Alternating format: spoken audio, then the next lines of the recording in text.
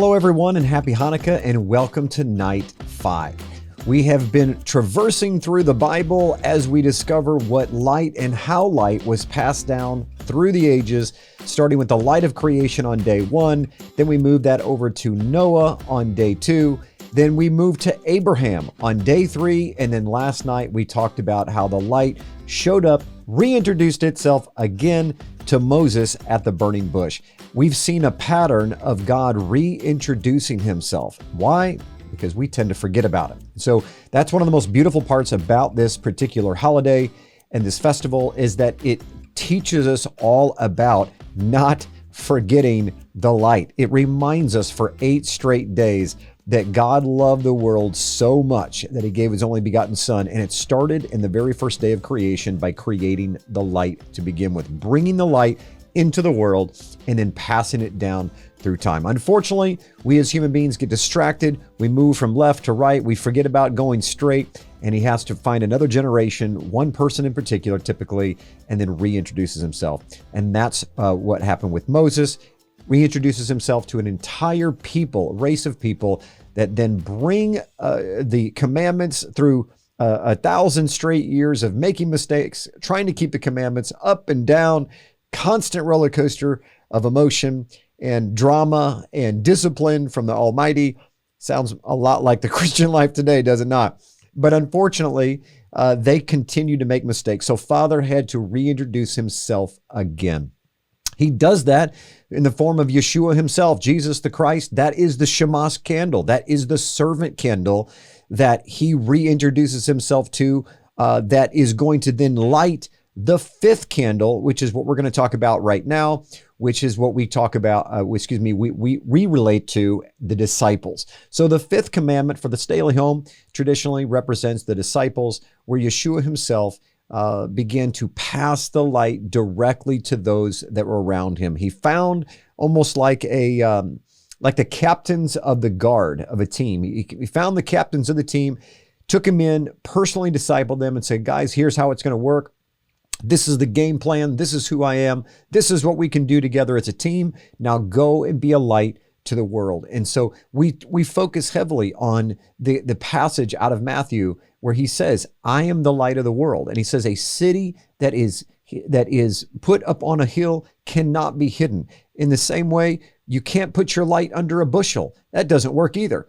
And so you can begin to teach your kids what does that mean, a city on the hill? Well, you can tell them this, that did you know that was a Hebrew idiom in the first century when they said city on the hill can't be hidden, that Yeshua was likely looking directly at the temple, because that's exactly one of the idiomatic expressions about the temple. It was called a city on a hill. And so he was probably doing it at night, looking up at the temple as all of the gold that was there was being reflected by the light that was in it. And the whole inside of the temple was probably glowing, and you can't miss it. It just sticks out in the dark.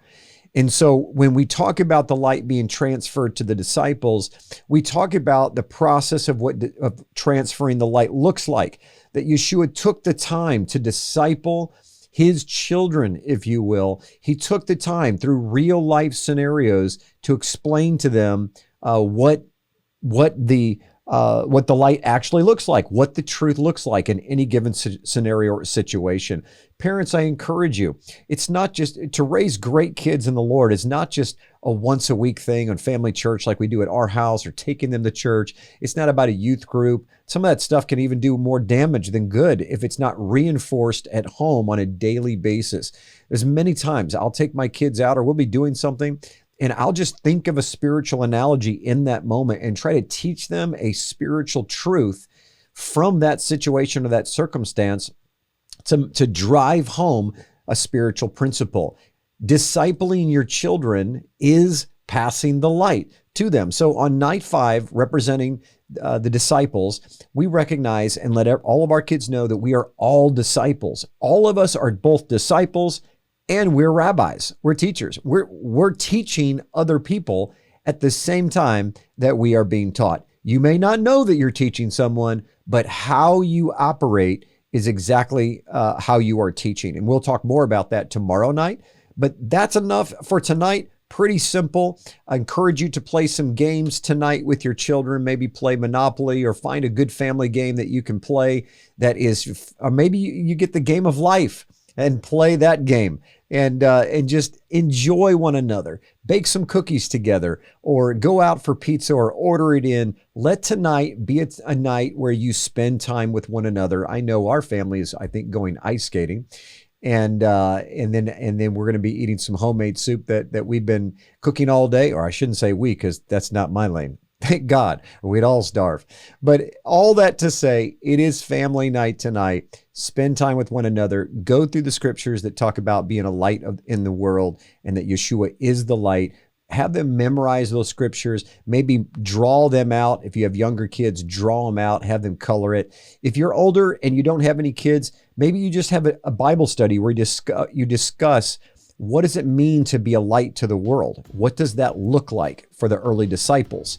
Tomorrow we'll talk about what it looks like for us, but tonight is about what did it look like to be a light for those early disciples that were stuck in Judaism, and that when they've converted over to believing in Yeshua as their rabbi and they were baptized in his name. They had already been baptized in different rabbis' names.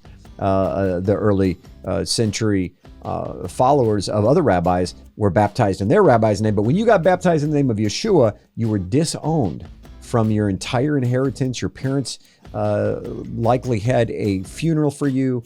That's how big of a deal it was. When he says, take up your cross and follow me, it was a really serious statement.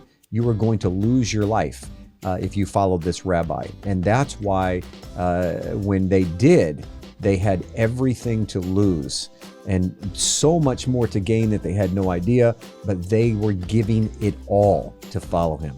So the disciples had a tremendous choice to make, and they set the bar very high for what us later Gentiles would have to follow. So shalom, my friends. I hope you enjoy your night 5 as I will mine, and we'll see you tomorrow at night 6. Happy Hanukkah.